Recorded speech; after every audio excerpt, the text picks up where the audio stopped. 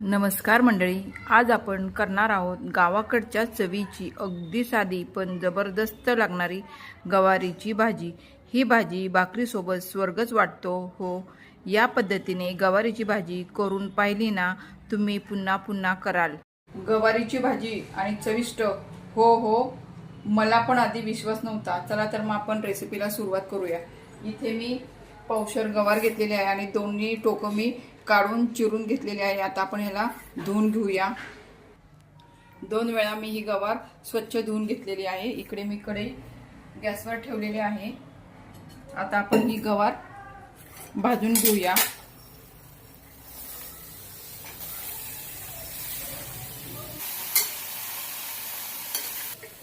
आता आपण गवारीमध्ये थोडं तेल टाकून परत ती परतून घेऊया। आपण आता तेल टाकून गवार परतून घेतलेले आहे। आता आपण त्यामध्ये थोडंसं मीठ टाकून परत एकदा गवार परतून घेऊया। ही पद्धत गावाकडे गवार करताना केली जाते। ती पद्धत आता मी तुम्हाला सांगत आहे आणि अशी आपण तिला वाफून घेऊ। असं आपण मीठ टाकलं ना की ते मीठ गवारीच्या आतपर्यंत जातं आणि गवार चवीला खूप छान लागते। अशी गवार परतल्यामुळे गवारीचा उग्रपणा हा निघून जातो। आपली गवार ही छान परतून झालेली आहे। ती आता आपण काढून घेऊया।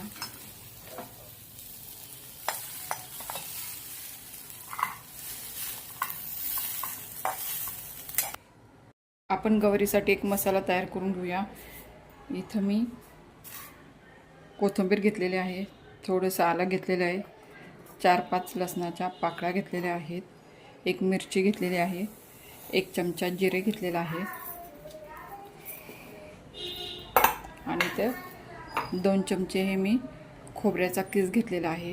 हे आता आपण वाटून घेऊया।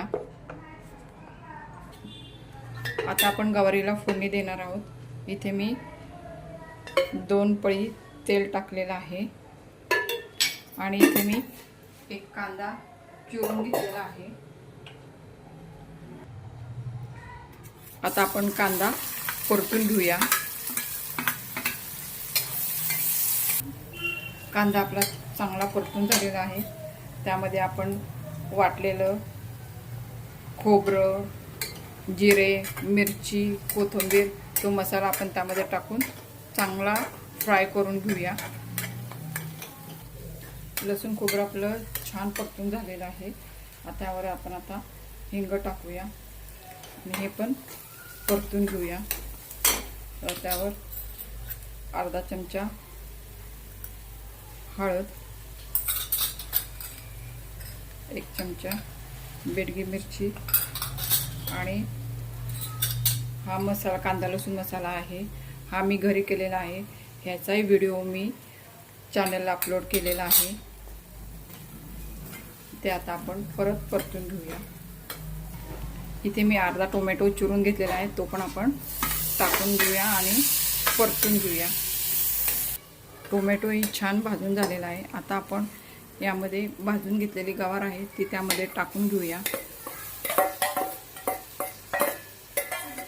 आणि मिक्स करूया आणि परतूया। इथे आपण मीठ घालूया। मगाशी मी गवार भाजताना मीठ घातलं होतं, त्यामुळे मी आता थोडंसंच मीठ यामध्ये टाकलेलं आहे आणि परतून घेतलेलं आहे। आता आपण यामध्ये गरम पाणी टाकून घेऊया आणि आपण त्यावर झाकण ठेवून गवार शिजून घेऊया। आपली गवारीची भाजी झाली आहे की नाही ते पाहूया। आता आपण त्यामध्ये भाजलेल्या शेंगदाण्याचा कूट 1 चमचा टाकूया आणि मिक्स करून घेऊया। आपल्या गवारीला किती छान तर्री आलेली आहे बघा।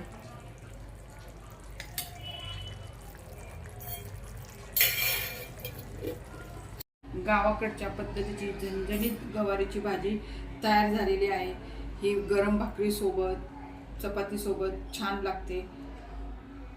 तुम्ही गवारीची भाजी कशी करता ते कमेंटमध्ये मला नक्की सांगा। व्हिडिओ आवडला असेल तर व्हिडिओला लाईक करा, शेअर करा आणि सबस्क्राईब करायला विसरू नका। धन्यवाद।